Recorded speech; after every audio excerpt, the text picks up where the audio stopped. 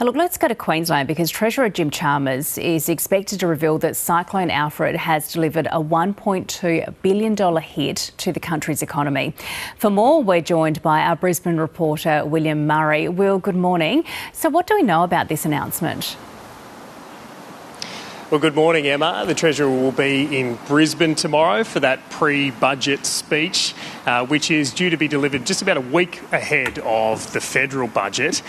He's expected to talk about the impact of ex-tropical cyclone Alfred on this region. As you mentioned, he is expected to reveal a $1.2 billion hit to GDP in the short term, but the total cost of the system is still being totalled up. So we're not expected to get a detailed look at the total cost to the government. But he said whatever that impact is, it will have a significant hit to the budget that he's expected to deliver in just over a week's time. Now, the Treasurer is expected to detail that 44,000 insurance claims have so far been lodged and that this storm could have upwards pressure on inflation. Now, that's because a lot of businesses were unable to trade for an extended period of time, and there was significant damage to crops in both southeast Queensland and northern New South Wales, which will limit supply and therefore put increased pressure on prices.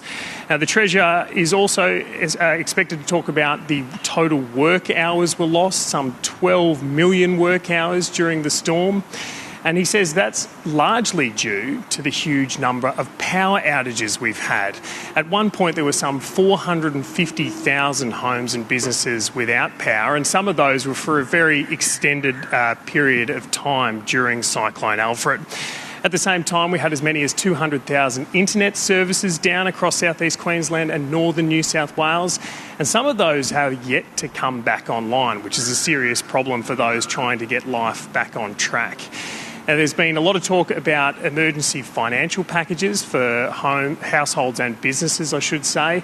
But there's also been a lot of talk about how do we build more resilience in the system, because a lot of people are saying it was too easy for so many people to lose power and to lose phone service. So while individuals had a lot of warning that this storm was coming, more than we expected, did the service providers have the same amount of time, and could more have been done in the lead up to this system to make sure that our phone, internet and power services were shored up and ready to deal with this ex-tropical cyclone?